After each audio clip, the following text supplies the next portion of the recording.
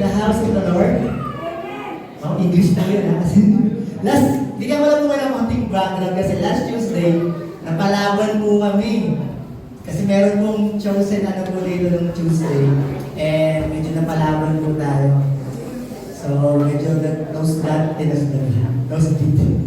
So, pero napaka-bless po natin kasi nandito po tayo ngayon.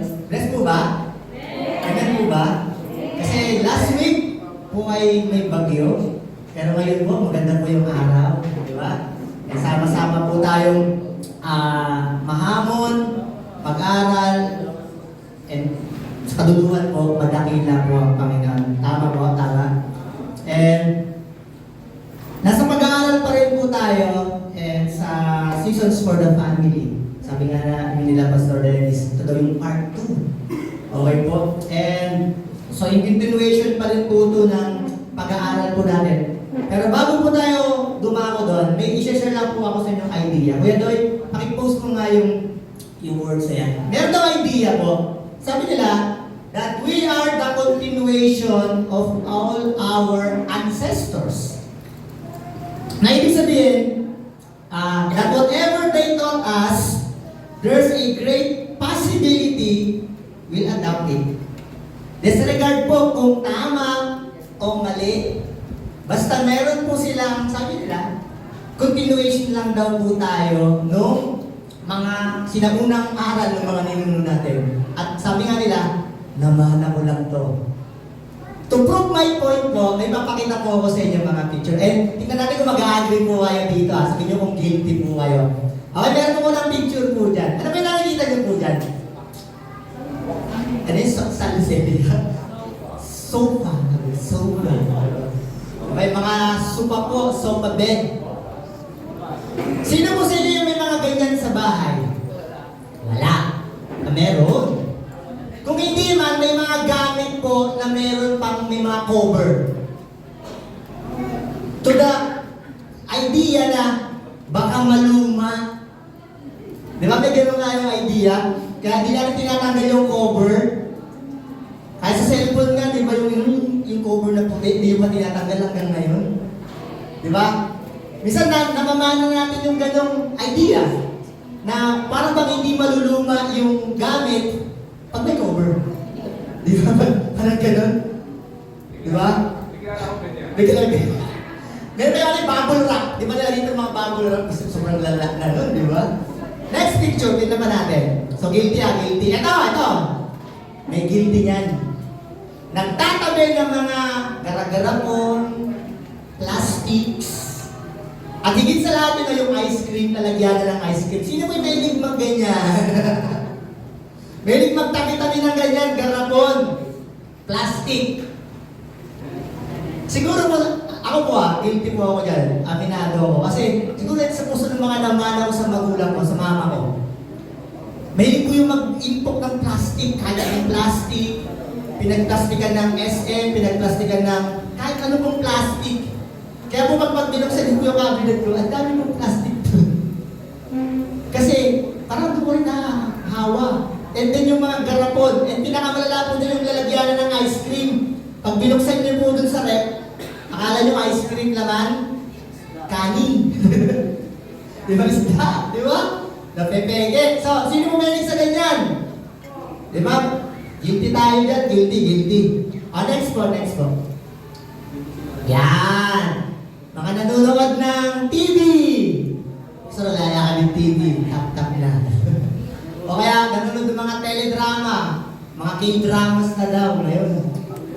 Yun to na po, apektado kayo pag nanonood kayo. Sino guilty po dyan? Sasakalin na yung bida. Umalis ka dyan. Nandiyan yung killer. Di ba? Parang apektado tayo. Yung napapasigaw ka sa TV. Di ba? Tapos pag sa larong basketball, nagagalit tayo pag mali yung mga tawag ng referee. Di ba? So, sino pong guilty dyan? Sinong guilty? Si Ate Baby lang. Ate Baby lang. So, guilty tayo, no? Next po, next. Next pa. Yan! Yung Uy, sabi niya, nadidig yan. Sino po yung sinabihan kayo ng mga magulang nyo or matanda sa inyo na, uy, huwag kang mag-walis sa gabi. Lalabas daw ang sweetie. Sino po na gano'n? Tapos, to the point, sabi nyo, di na ako mag-walis. Kinabukasan na lang. Ayun naman, pa natin pala yung mga ganyang, kaisipan no? Sino guilty mo? Ako. Si Ate Dave ulit. Last, may isa pa mong picture. Last picture na kayo doon. Yan, ito. The good plates, spoon, and forks are only for visitors. Yung mga magagandang kubyertos, plato, kutsara, ay hindi nyo ginagamit. Ginagamit lang pag may bisita. Sino po ang guilty? One time po sa bahay, i-spoil ko na lang po yung family ko. Sa bahay ko, may ganyan pong parang cabinet. And then, may mga ano po kasi parang yung parang ternong plato, ternong kutsara. Ang tagal na po nun, parang pa po ata ako, elementary pa. Nandun pa din po. Tapos ng last December po, pagkakita ko ng cabinet, nandun pa din po yung kutsara, plato. Tapos sabi ko sa kanya, kailan na gagamitin ito? So, pag may bisita lang. And meron din pa tayong ganong idea minsan, na yung mga ganyang kubyerto sa hindi nyo ginagamit.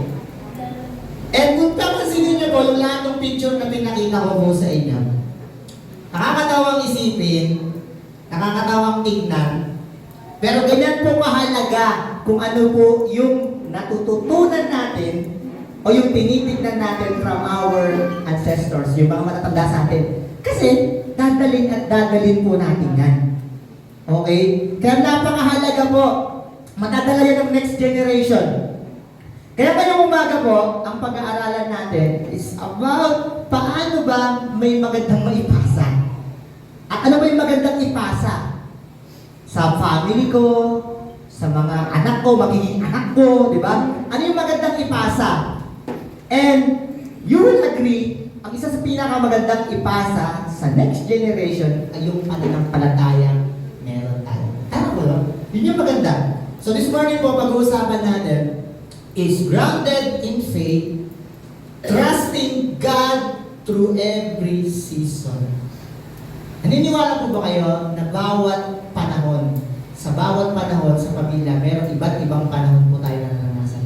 Minsan masaya, minsan malungkot, minsan maraming pagsubok. Pero, in spite of those seasons sa buhay natin, we need to be grounded in our faith. At yun po yung magandang ipasa. Sama-sama po tayo mag-aaral, tayo po tayo lahat, and basahin po natin yung ating scriptures, umagang ito. Psalm chapter 78, verses 1 to 8. Babasahin ko po yung verse 1. And tutugon po kayo sa verse 2 po. Okay ba? Nakita nyo na po ba? Say amen po pag nakita na po. Amen. Okay po. So babasahin ko po yung verse 1. Tutugon po kayo sa verse 2. And sa verse 8 po ay sabay-sabay po natin babasahin. Ito po ang sabi. Give ear, O my people, to my teaching. Incline your ears to the words of my mouth. Verse 2 po.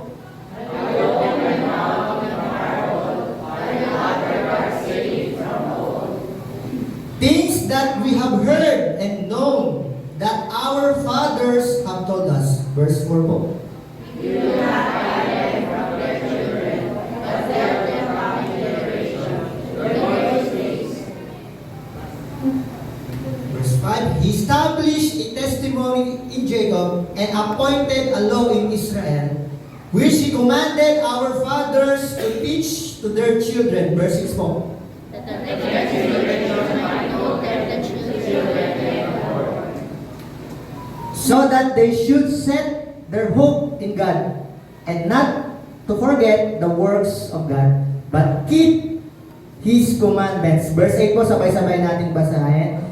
And that they should not be like their fathers, a stubborn, rebellious generation, a generation whose heart was not steadfast, whose spirit was not faithful to God. Ang Panginoon po ang madakila sa kanyang mga salita. Manalangin po tayo sa Diyos. Mapagpala namin Diyos na makapangyarihan po sa lahat, Panginoon. Kami po ay lumalapit sa inyong trono ng biyaya. Malaya ka po makapangusap sa sandali ito. Ang kapahayagan mo lamang po ang aming makita. Mahamon kami, Panginoon. Bigyan niyo po kami ng bukas na isip at bukas na puso. Tago niyo po ako sa inyong likuran. Ang kapahayagan mo lamang po ang makita sa sandali ito. Sa inyo po ang kapurihan sa pangalan ng Panginoong Jesus. Amen and amen. Mali na po tayong mga upo. To give you some background po muna doon sa binasa po natin. Kung bubuklatin niyo po, sino man yung mga Bible po dito? Yun, amen. Doon yung mga Bible. Kung may mga Bible po kayo, at buksan niyo po sa chapter 78, bago po binasa yung verse, okay, background muna po tayo. May nakalagay pong title dyan eh. Ano po yung nakalagay dyan sa may mga Bible? Ano nakalagay po? A Maskil of Asaph. Masabi naman ng Asaph. Yung parang mga sosyal. Pero Asaph po yan. So, a Maskil of Asaph. Ano ba yan? Ano bang ibig sabihin? Parang bigyan natin ng konting bago. Ano ba? Ang ibig sabihin ng maskil. Okay. Sabi ng mga Bible scholars and translators, suggest it is literally or musical term. Musical term po siya, yung maskil. Pag sinabing musical term, medyo gawin na natin konting technical po ha. Pag sinabing musical term, ito po yung katulad ng tempo,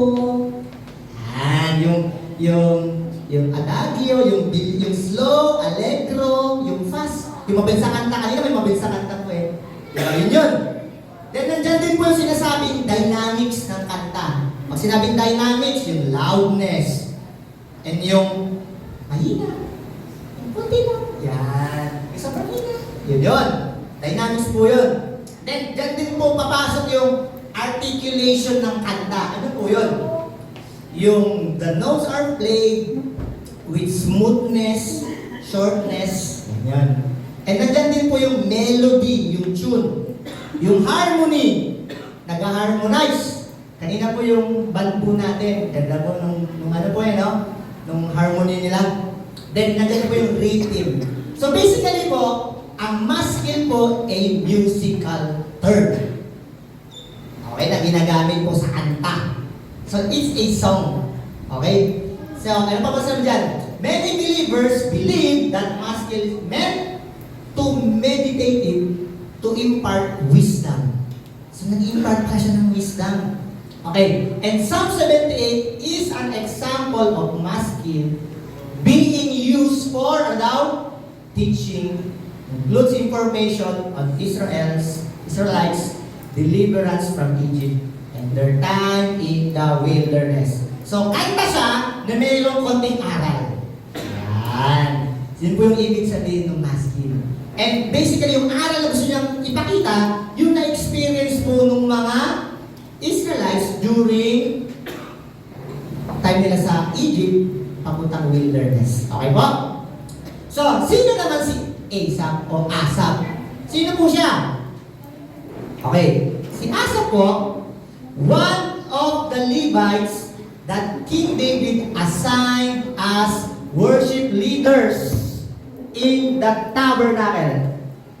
1 Chronicles chapter 6, 31-32. Bigyan ko lang ng background. Si King David po kasi, meron siyang sets of worship leaders. Para mas mag-gets na natin ng konti, yung nagpakanta po dito kanina, di ba? Isang example po yun ng worship leader. Si Asaph po ay isa sa doon.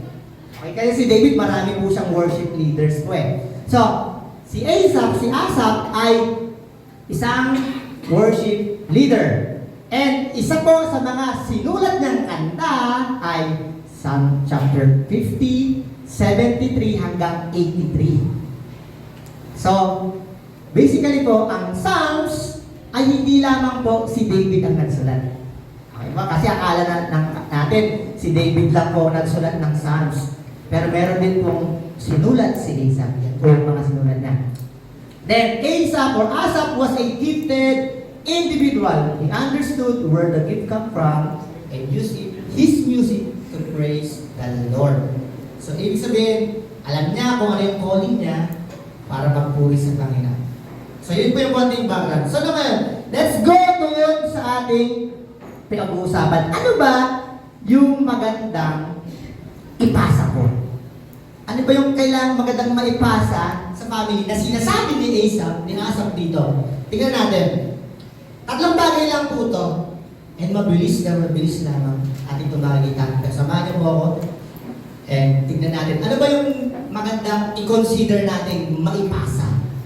First, foundation in God's Word. Kung tingnan mo sa verse 5, sabi diyan, He decreed statutes for Jacob and established the law in Israel.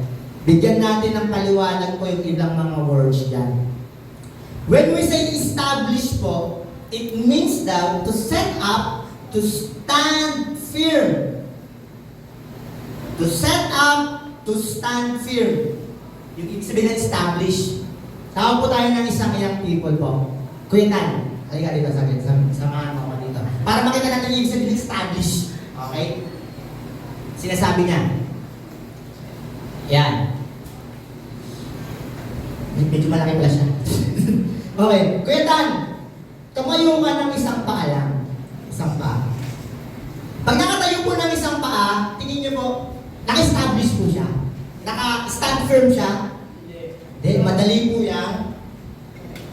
po siyang balance. Ang stand firm po, naka-stand ka ng dalawang paa. Kuya Tan, dalawang paa. Yung, yan. Uga-ugain ko po yan. Ang hirap, di ba? So, yun po yung ibig sabihin niya, you are standing firm. Hindi nakaganyan, hindi nakaganyan. Nakaganyan. Tignan mo yan, Sa anong bagay daw tayo tumayo? At dapat tinatayuan natin, yung law. Ano yung law? Instruction to teach to the point out for living right. Yung ikaw ay tumayo sa tama. Kailangan mong tayuan yan na, ay, pag may nakakakita lang. Hindi ganun. Kailangan tayuan mo kahit wala nakakita. Tayuan natin kung ano yung dapat. Ayun po yung sinasabi dito. Okay? And, sa atin po, sa mga magulang na nandirito. Sino po mga magulang? Ang pangit Tagalog na. Parents! Yan. Sino po mga parents dito? Yan. At sa mga young people, magiging parents din kayo later on. Okay? So, may papakita ko sa dalawang picture. Pwede yung picture. Yan. Yan. Ayan po. Actually, dalawa po yan eh. Ang tawag po dyan ay engineers and architects. Dalawa po yan eh.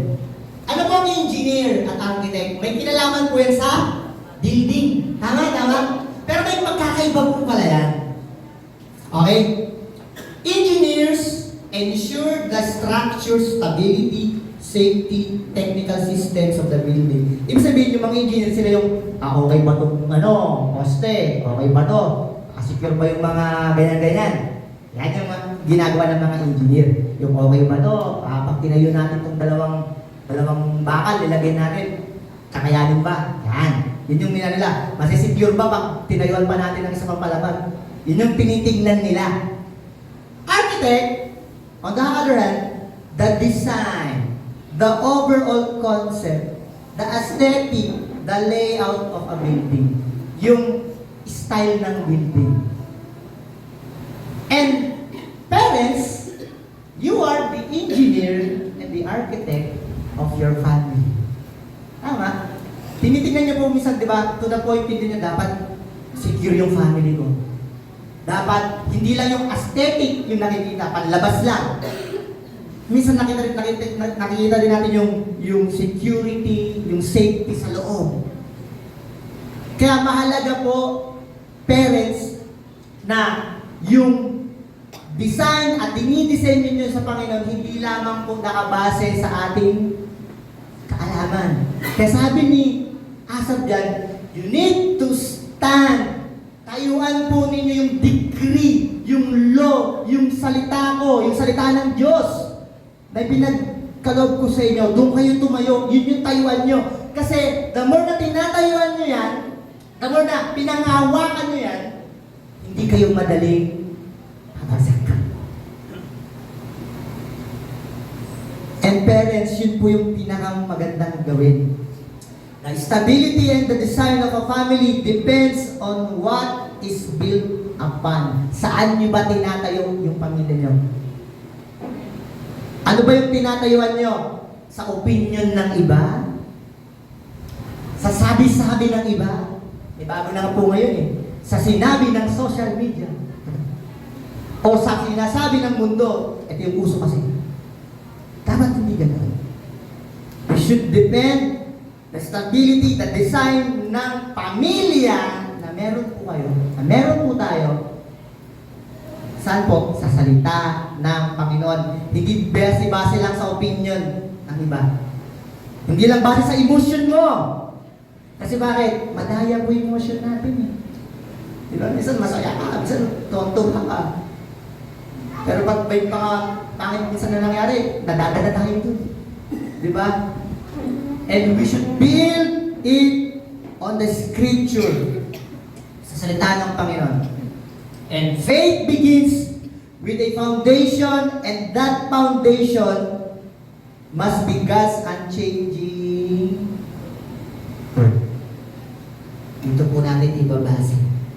Kaya pinupush ka agad ni ni Asaf, sabi niya, tayuan niyo. Tayuan niyo to. Huwag lang basta nakaganyan. Tayuan ninyo, tayuan natin yung salita ng Panginoon. Kasi alam niya, yun yung pinakamagandang pagdependehan. Sa paanong paraan po, atin ba tatayuan yung salita ng Panginoon?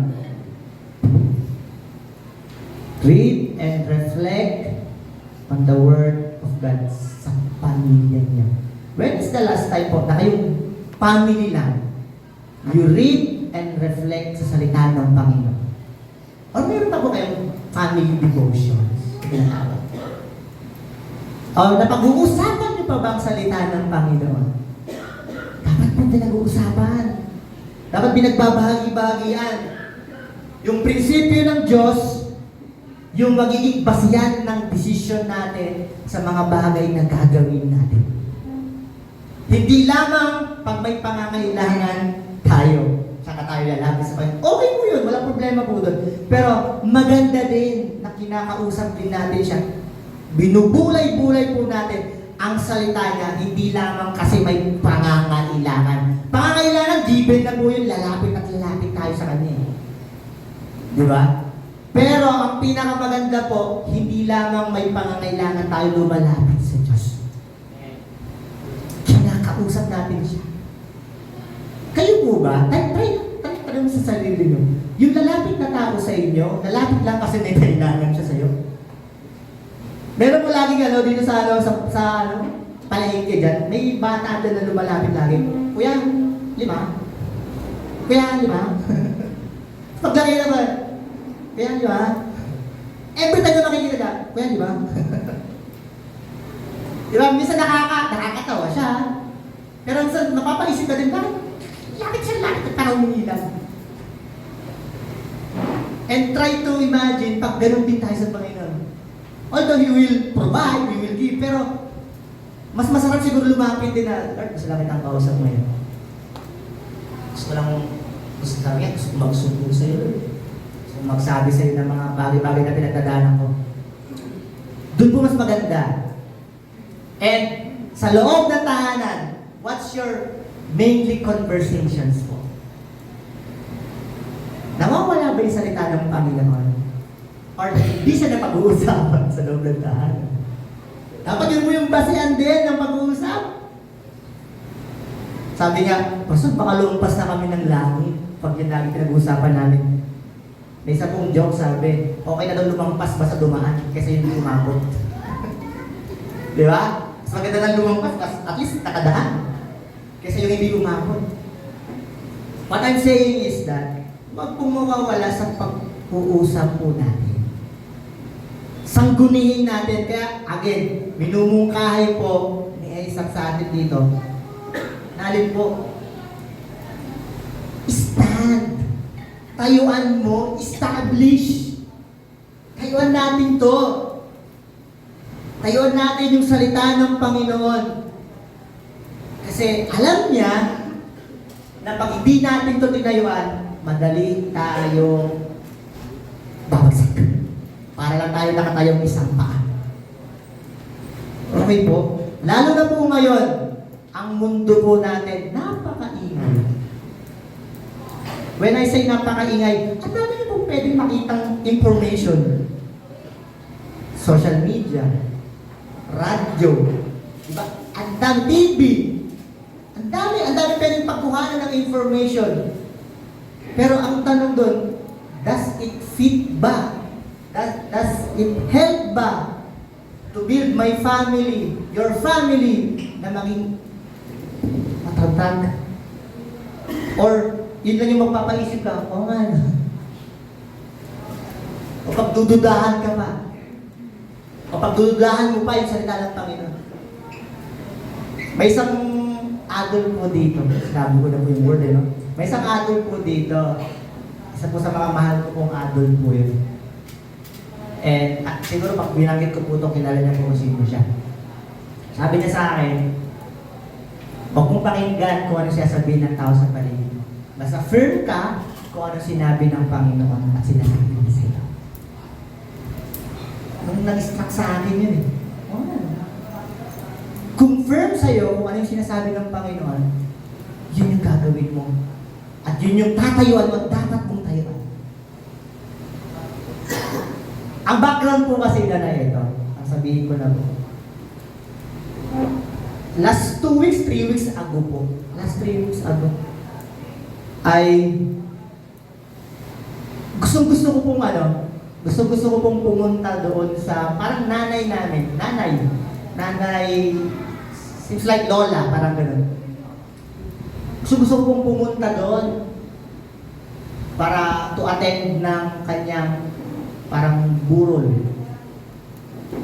Then, nagko-contemplate ko sa akin na Lord, may pinangako ako sa iyo eh. May gagawin ako ngayong araw na to. So, maglalaban sila, magbabangga. Sabi ko, ano bang gagawin ko? Then, ginage ko. Then, affirmation sa word niya, kung sabi pa ngayon, kung ano yung mas mahalaga, ano yung ba yung mas matimbang. Yun yung tayuan mo. And I decided na magpumunta. Wala, Pastor, napakasama mo naman, hindi ka pumunta. Napaka mo, hindi mo sila alam. Nakaalam ko po yun. Kasi po yun siya sa mga, kami po yung unang apo nila. Basically. And nakakalungkot na hindi nakapunta doon. Pero isang assurance ng encouragement is nakakilala po nila sa Panginoon. And ang isang affirmation sa akin na tama yung ginawa ko is they get, ibig sabihin, gets nila bakit di ako nakapunta. And naunawaan po nila yun. Then sabi po nung adult po na yun, okay yung pastor, huwag mong isipin kung ano ba yung sasabihin ng tao sa paligid. Ang malaga sa'yo, firm yung sinasabi ng Panginoon sa'yo na gawin mo. What I'm saying is this, ano ba yung sinasabi ng Panginoon sa inyo sa sandali ito? Sa pamilya niyo po, na ginigiit niya na, anak, ito ang gawin mo, gantong gawin mo, gantong pamamalakad ang igawa mo sa pamilya mo. Na pag hindi ka naka-establish, nakatayo doon sa sinasabi ng Panginoon, madali kang mag-sway. To the point, tatalikuran mo yung sinasabi sa iyo ng Panginoon. And I'm a firm believer na yun yung gusto sabihin sa akin ng Panginoon. And na ano yun sa akin na it confirms kasi nag-gets nila yung decision ko. And sa inyo po, sa pamilya ninyo po, ano yung sinasabi sa inyo ng Panginoon? Kaya mahalaga po lagi sinasangguni natin yung salita ng Panginoon. Okay po? So, yun yung una na dapat natin pong tinitingnan. A foundation in God's Word. Pangalawa po, formation through godly example. Sabi po dyan, which He commanded our ancestors to teach their children. May ilang word po titingnan dyan. He commanded a strong, authoritative instruction, not a suggestion, but a sacred duty. When He said doon sa verse, He commanded, inutos. Basically, parang inisip na natin, utos lang to. Hindi siya basta instruction lang na sinasabi. Bagkos may kalakip na ano po to, duty, responsibilidad. Para mag-guess po nyo ng content, nung nakaraan po, doon po tayo sa mga pulis, may na-late po doon. Spoil na natin, totoo, di ba? Pero mga trainee yung mga na-late eh. Mga trainee naman po sila. Na-late kasi mga lahat po ng mga pulis nandun na, mga regular pulis nandun na po sa nakapila na po sila. Then may na-late na mga trainees. Wala pa yung mga trainees basically. So, nandun po sila. Then dumating, after nung program, walang sabi-sabi, they gets na trouble sila. Sabi po ng pinakang officer na nandun, give me 10 push-ups. Nag-push up po doon. On the spot. Sabi ko, wow, grabe. Walang sabi-sabi, walang sinasabi na, ayoko. On the spot, nung sinabi po nung officer, give me 10. Diba? Nagkano po agad. And hanggang di sinasabi nung officer na, up, di sila tatayo. That's one example of a command.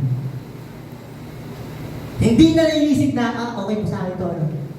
Pero itong sinasabi ng Panginoon, okay to. At dapat nating gawin. And to the point, something to be taught continually within your families. Na dapat ipinagpapatuloy daw.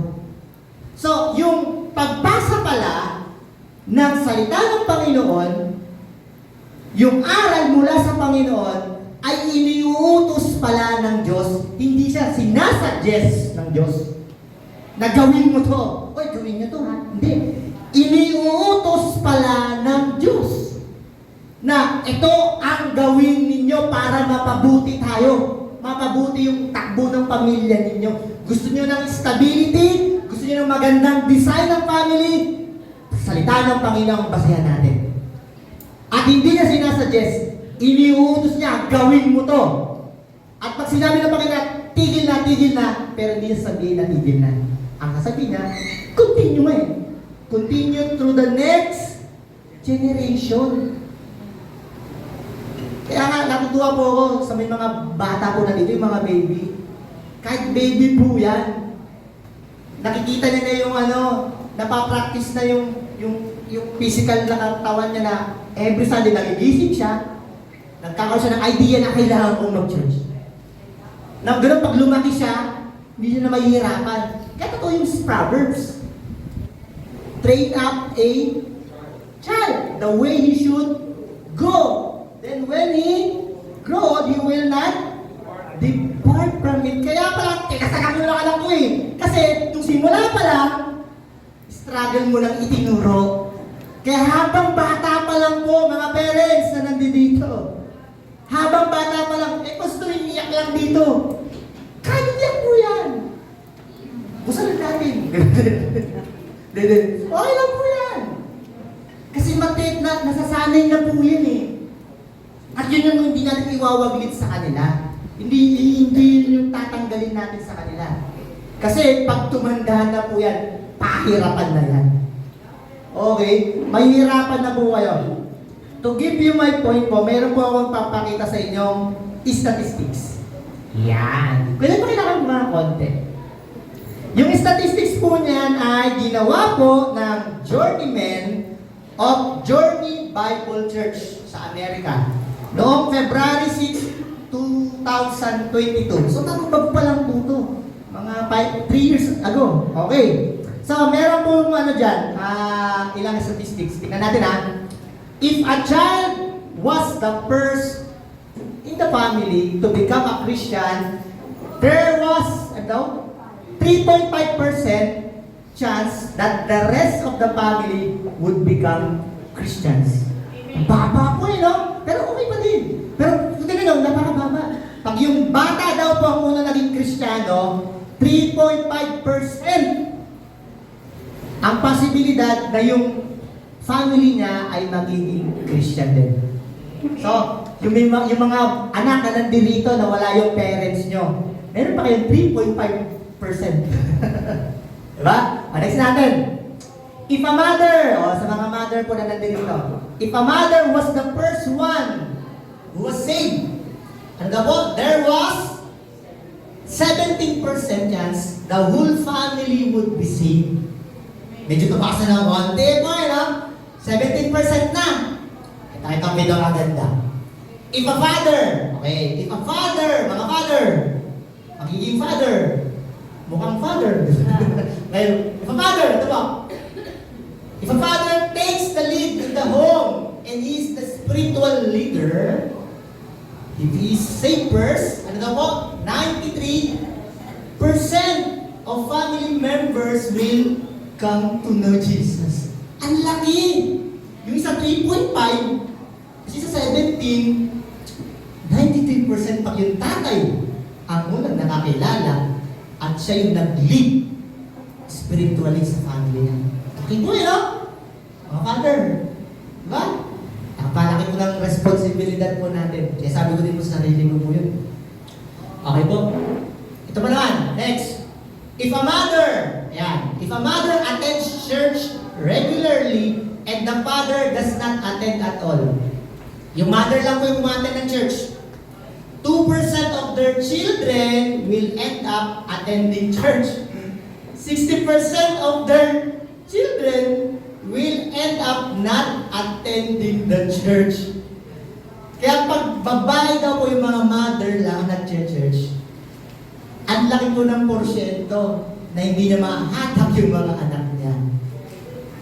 Ganun po yung pastor? Di may 2% pa po. Pero napakalaki po ng ano ba? Next natin, meron pa yan. Pwede ba next pa yan? Yeah. If a mother and father, mother and father po to. Mother and father po attends church regularly. Ano po sabi dyan?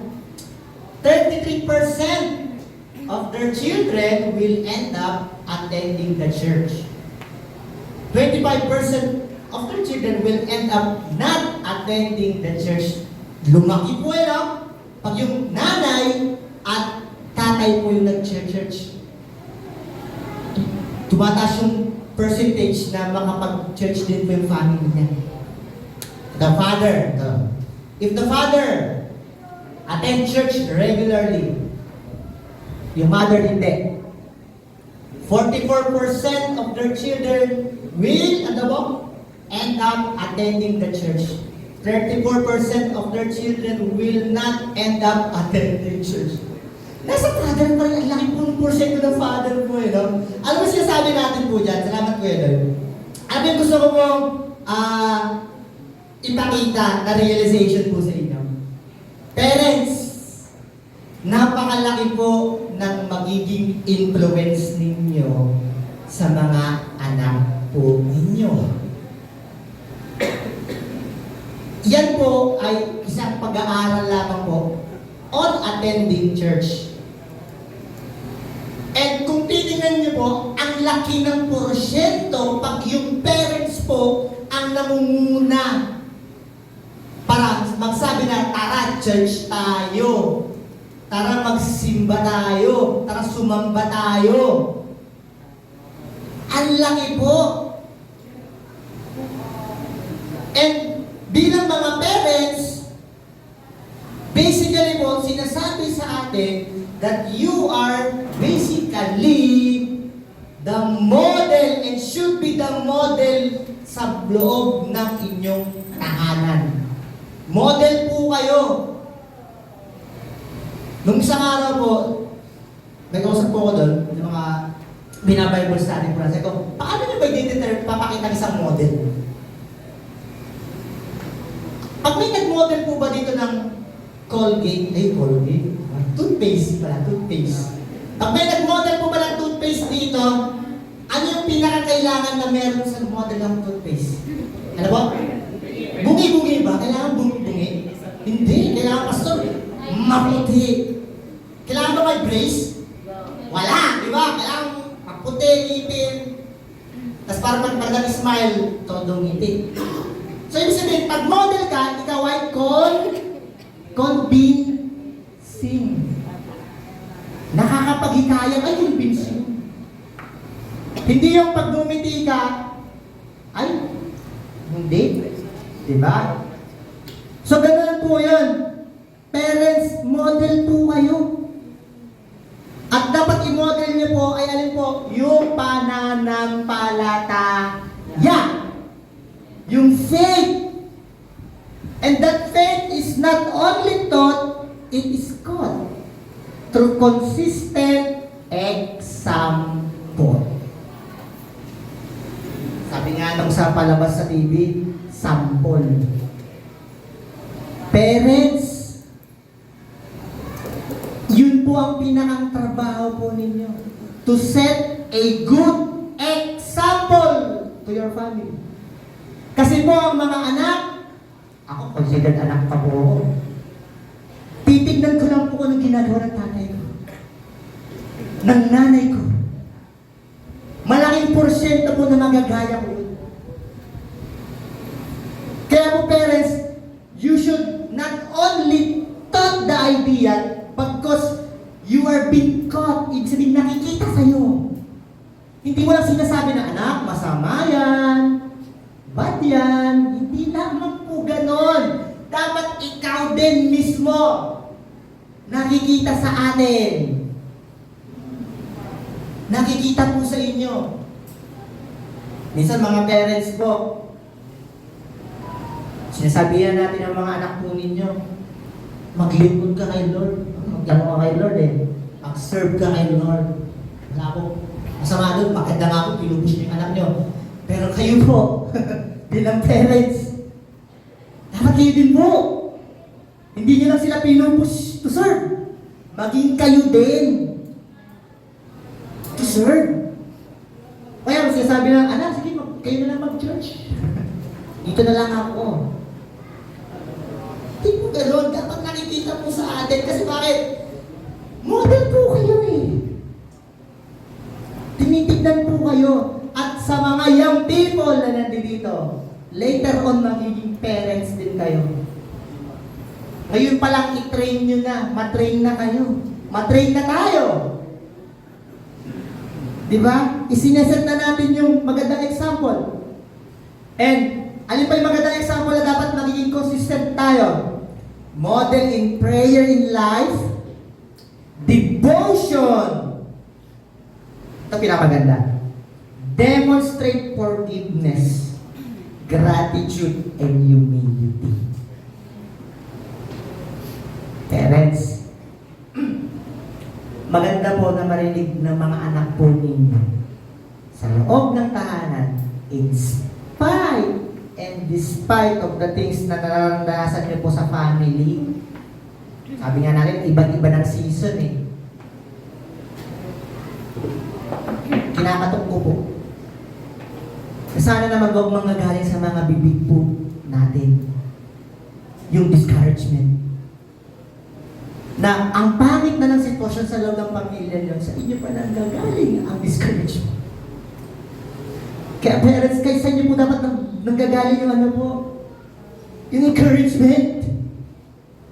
Kasi, again, nakatingin po sila sa inyo. Tinitignan po nila kayo. Titignan nila kayo. Kasi bakit? Magulang nila kayo, parents nila kayo. So talagang nakatingin yan. And wag po kayong magtataka kung yung magiging reaksyon ng mga anak natin, anak ninyo po, is hindi maganda kasi baka tayo din naman nagkaroon ng reaksyon na hindi maganda. Di ba? Ako po, wala pa pong anak, pero parang may anak na po ako dito sa church. One time po, talagang inano na sa isip ko po ito eh. Talagang tumingin muna sa akin, sinabi niya sa akin. Parang binato ko ng plato sa mukha. Plato talaga yun. Sabi niya sa akin, pas parang kasi laging galit eh.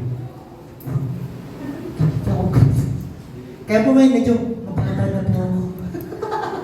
Hindi na sumisigaw. Kasi parang ako kasi laging galit. Pas eh. Parang wala ako laging galit. Tapos napaisip ako, ano, sige mag-ano na ako. Magiging na ako. Minsan, mga magulang, makinig din po kayo. Baka may tama din. At tama din, napakinggan din natin yung sinasabi ng mga anak. Mga bata po sa inyo. Minsan, paglalaban natin, ako ang patas. Ako ang masusunod. Dapat yung ano po, yung may kababahan nga po eh. You show humility. Eh nakagandaan po yan, huwag mawawala.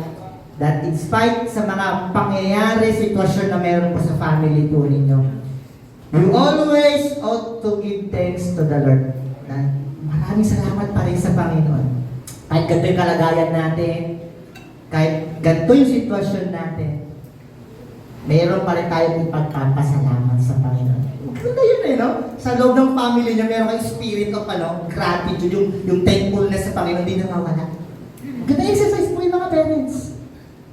Di ba? Na, to the point, yun yung pinakamaganda po. Sabi dyan, let your reactions in trials show your trust in God.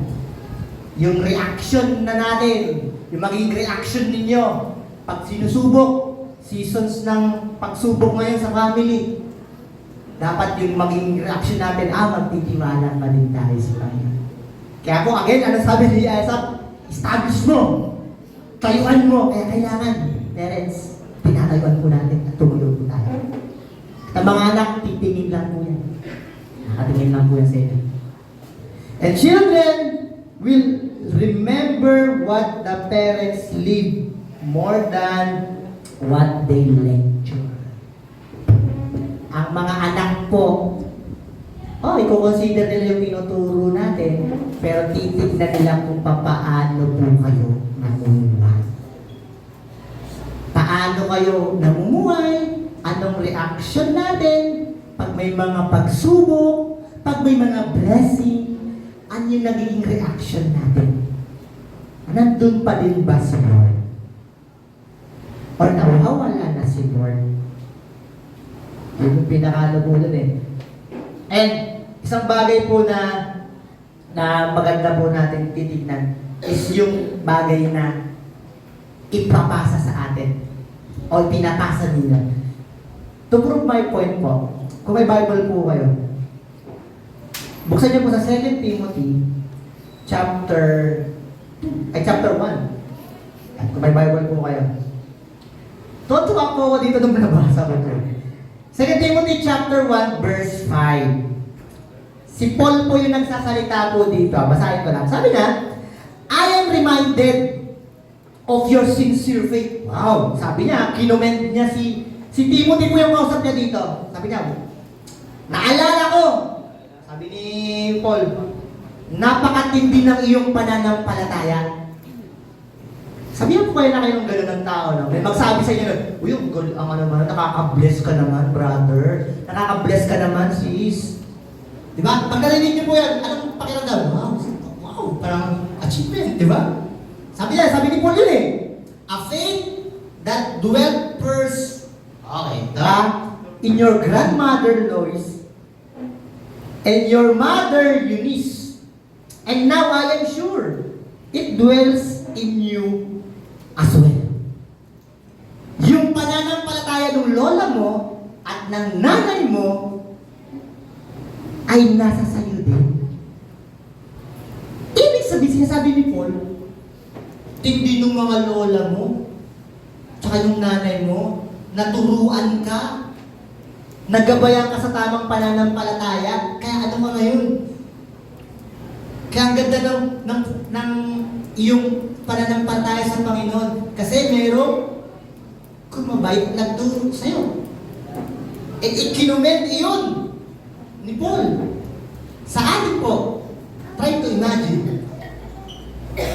Pag binanggit mo yung pangalan natin, ng ibang tao, ano kayo natabas sa bibig nila? They will comment ba, "Oy, ay anak niya ano yan?" Ganun ba? "Ay ano niyan? Apo ni Juan yan eh, kaya matigas sa ulo." Diba? Diba? Ganun yung isa eh. Kaya naman pala matigas sa ulo kasi anak ni ano yan. Diba? Isang negative yung naririnig natin eh. Pero try to, ano yun, balik na rin natin ng konti. Kaya pala ganyan yung pananampalataya niya. Kasi yung lola niya, yung magulang niya, ganito. Kaya mahalaga po, kung meron po dito sa atin, wala po kayong relasyon sa Panginoon. Mahalaga po yun. Kasi yun po ang basihan. Relasyon, salita ng Panginoon. Kaya ikaw kaibigan, kung nandirito ka, hindi aksidente, nandirito ka. Pinaparinig ng Panginoon sa iyo ngayon na alin, yung salita niya ang maging basihan mo. Para makuha mo yung salita niya, kailangan natin ng alin po, relasyon at ugnayan sa Panginoon. Kailangan mo yun. So, paano ba sila gagawin ko? Sa akin, Panginoon, to those who ano daw, kung sino man ang tapat, nahingi ng kapatawaran, He is faithful and just to forgive. Kailangan parang paglapit, lumapit sa Panginoon. Magkaroon ng relasyon. Kaya kaibigan ko, nandirito ka. Hindi aksidente na nandirito ka. Gusto ng Panginoon, kilalanin mo siya sa buhay mo. Yun yung pinakamagandang dapat na meron. Okay? So yun po yun. So, ang magandang question is this. What are we modeling in your family? In our family? Is it worth following? Is it convincing?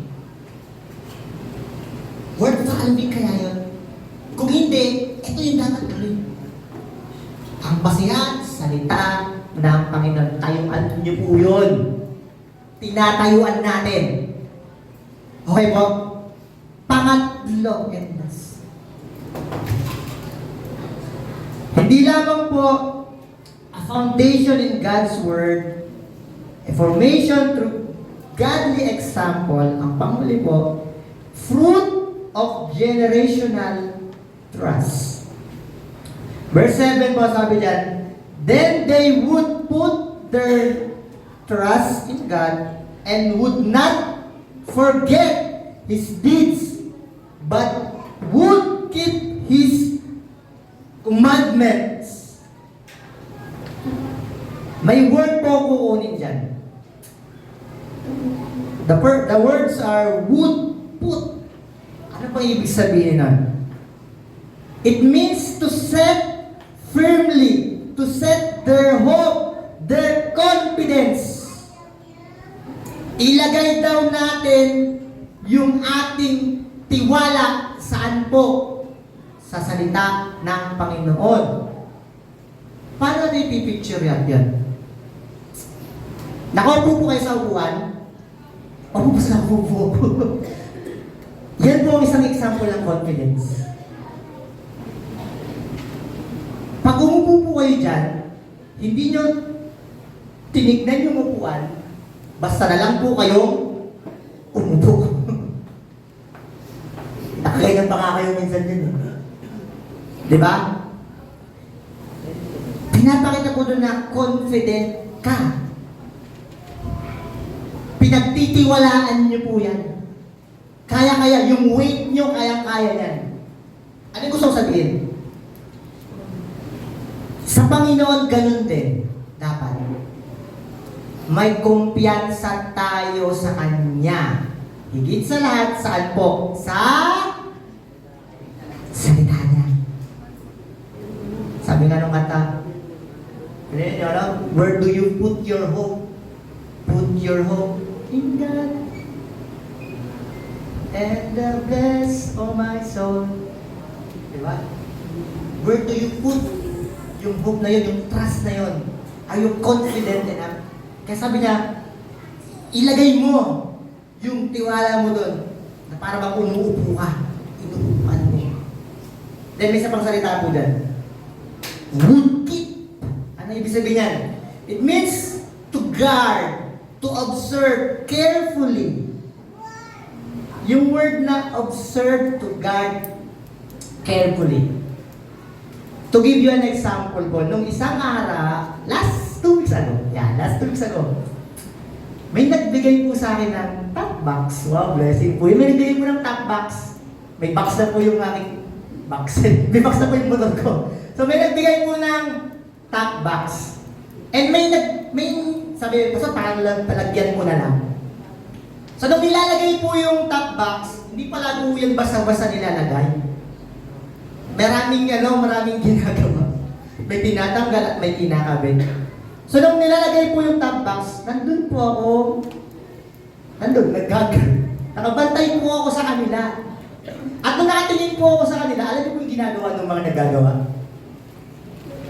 Ay, nakatingin si Pastor. Gagawin ko itong mabilisan. Ano yung gusto ko sabihin? When we are keeping His commandments, when we keep His decree na, tayuan mo yung salita ko, i-follow nyo to, gawin nyo to, sinasabi ng Panginoon, dapat to the point na parang nanunood sa atin ng Panginoon. He's carefully watching us kasi sabi, mali. Na parang bang may nanunood sa atin na to the point ayaw nating magkamali. And it implies what daw? Obedience, not just rule following. Nasusunod ka kasi may nakitingin hindi. Yun yung basihan mo. Pero gagawin mo siya kahit wala dapat. Pero the idea, isipin mo na parang may nanonood sa iyo. At ang nanonood sa iyo ang Diyos. Na kailangan mo itong gawin. Kasi pag hindi ko ginawa ito, baka magalit siya. Pero if we go deeper, even though hindi siya tumingin, pero I guarantee, titignan ka pa rin yan. At lagi kaya titignan, anak, sablay ka na ng konti, oh. Anak, medyo mali na yung pag-lead mo sa family. Fathers, hindi tama yan. Mothers, hindi maganda yan. Di ba? So yun po yung ibig sabihin nun. And to emphasize it further po, may papakita ko sa yung mga tao. Ang tao po sa mga tao na to ay the Rechabites. Narinig niyo na po ba yan? Rechabites. Sabi ng mga young people, yan po ba yung cartoons? Si Recha. Diba? Rechabites. Diba? Kasi hinahanap ko po talaga yan. Nung binagay po ni Pastor yung sabi niya, ikaw sabi niya, may hinahanap po ako itong sila yung hinahanap kong tao. Actually, yung mga tao po na yan ay nasa Bible po yan. Sobrang nila, di sila kilala, no? Pero kinoment sila ng Panginoon. Kung may Bible po kayo, tingnan lang natin. Nakakahamon kasi ginawa sa kanila Jeremiah chapter 35. Okay? Kasi they stood firm down for what they commanded. Ano kaya yun? Jeremiah chapter 35 verse 4. Babasahin ko po Verse 2 to 4. Okay. Go to the house of the Rechabites, speak to them, bring them to the house of the Lord, into one chambers, then offer them wine to drink. Sabi kay Jeremiah, patawagin mo yung mga Rechabites. Tapos, sabi, painumin mo. Painumin. Then sabi niya, then gano'n ang ginawa. Pinunta niya yung mga Rechabites sa isang lugar para painumin. Painumin po ng Then, ito sabi nila, they answered, verse 6, we will drink no wine, for the son of Rechab, our father, commanded us, you shall not drink wine, neither you and your sons forever. Sabi niya, ay hindi kami iinom. Kasi sinabihan kami ng mga ninuno namin, ng mga forefathers namin, na huwag daw kaming iinom forever. Sa atin po, minsan may mga bagay na itinuturo sa atin yung mga nauna sa atin, na pag wala na sila, especially pag galing sa salita ng Panginoon, na pag, ay wala naman na sila, baka lumipas na yun, baka iba na yung generasyon ngayon. Hindi na yan applicable ngayon, pastor, yung Bible, hindi na yan. Dapat ganito na tayo tumatayo. Pero try to imagine, etong mga Rechabites, they offered something na dapat nilang gawin na against sa pinag-uutos sa kanila ng mga nauna sa kanila, and they stand to it. Tinayuan talaga nila, sabi, hindi po kami iinom eh. Sa atin po, ano yung mga ino-offer minsan sa atin? Di ba? Na pag tinayuan na natin, baka hindi na ito applicable ngayon, tinayuan ko na lang din. No! They stood firm for what they commanded. At ang kagandahan, the Lord commended them. Their faithfulness, their obedience to their father. Kaya children, mga kids, mga anak, tignan niyo yung sinasabi ng mga magulang niyo. At mga magulang po, maging maganda yung tuturo natin. At magandang maituro po salita ng Panginoon. You need to stand. Matayuan po natin sinasabi ng salita ng Panginoon. And itong mga Rechabites na to, ikinumpara pa sila ng Panginoon. Na kayo, titigas kasi ng ulo nyo. Mga Israelites, itong mga to, hindi na nila naabutan yung mga nagsabi sa kanila ng ganitong bagay, pero tinayuan pa din nila kung ano yung tama. Kung ano yung dapat. Sa atin po, dapat tinatayuan natin kung ano yung dapat. Kasi sinasabi sa salita ng Panginoon na ipinapasa sa atin, na itinuturo sa atin, at yun yung tayuan natin. And hindi natin pwede sabihin, Pastor, di na yan applicable ngayon. 20th century na ngayon. Di po. Applicable po sa salita ng Panginoon sa panahon yun. Lalo na ngayon, ang daming nangyayari sa mundo. Diba? Kaya maganda po pagbasehan natin po sa salita ng Panginoon. At ito po ang dapat sinusunod natin. Hindi na dahil ang mga hindi na applicable sa aming mga Gen Z. Hindi po. Kahit maging ano ka pa, XY ka pa. Kung ano pang susunod sa Z. Diba? Applicable po to kasi bakit salita po yan ng Panginoon. At yun po yung maganda sa mga Rechabites. They stood firm for what they believe. Yung po yung pinakamagandang maipasa natin. Yung belief, yung teaching, yung tinuturo ng salita ng Panginoon. Again, ano siya nabi ulit ni Asaph? You need to stand firm. Tayuan mo. Tayuan natin. Kasi yung mga anak niyo po, next generation, tumitingin sa inyo. Dito na po ako mag-e-end. Kuya yung picture. Ano mo yung picture? Yan. Pakilagay mo nga ng konti, kuya. Ang tawag po dyan ay Sequoia tree. Yan. Ang tawag po dyan ay Sequoia tree. Napakalaki po ng puno na yan. It's one of the oldest known tree. To the point daw po, sabi ng mga nag-aaral, 2,000 to 3,000 years old na daw po yung puno na yan. Ang tanda na po no? And it considers one of, or if not, the tallest trees in the world. It can measures up to 311 feet. Ganun kataas po yan, yung Sequoia tree. Their deep roots, though not very wide, yung kanina pong rules kahit di masyadong mano, pero napakalalim nun.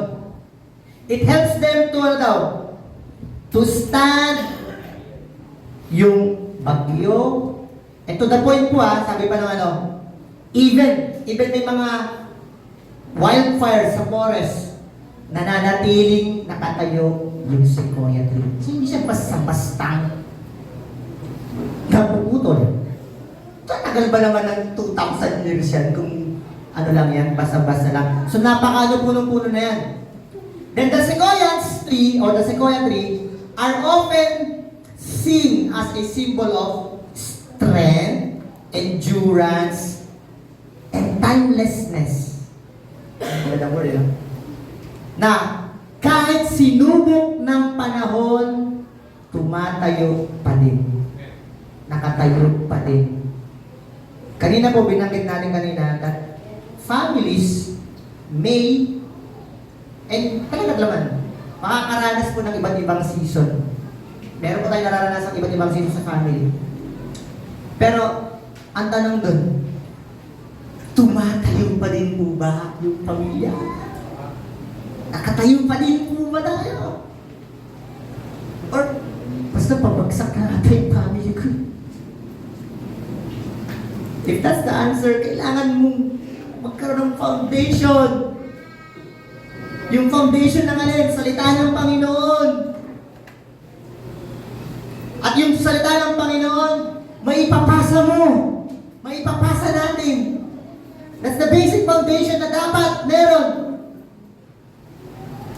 And yung pamilya natin dapat maging katulad ng ganyan, ng sequoia tree. Hindi natitinag, hindi bumibigay kahit sinusubok ng panahon, nakatayo pa din. Meron po akong ano dyan. Pwede yung ano natin. Yan po. A family grounded in God's Word, living out its truth and passing it on the next generation will stand strong to every storm. Pag tayo daw po ay grounded sa salita ng Panginoon, kahit gaano pong bigat ng bagyo, at maaaring maging sitwasyon ng pamilya natin, makakatayo po tayo. Kaya po ang sabi, kaya ano mas magigets natin yung kanta. Nung nag-aaral po ako, biglang nag-pop up po tong kantang to. And pag grounded pala tayo sa Panginoon, gets na gets natin yung kanta na to. Sabi ng kanta, sa lahat ng panahon, Diyos ka sa amin. Sa lahat ng oras, nariyan para sa amin. Panginoong Yesus, purihin ka. At mas masarap sabihin yung sinabi pa dyan. Sabi nung kanta, di nagbabago, Diyos ka sa amin. Tanging sandigan, nariyan para sa amin. Panginoong Yesus, maghari ka. Magliwanag ka sa buhay ko, aming Ama.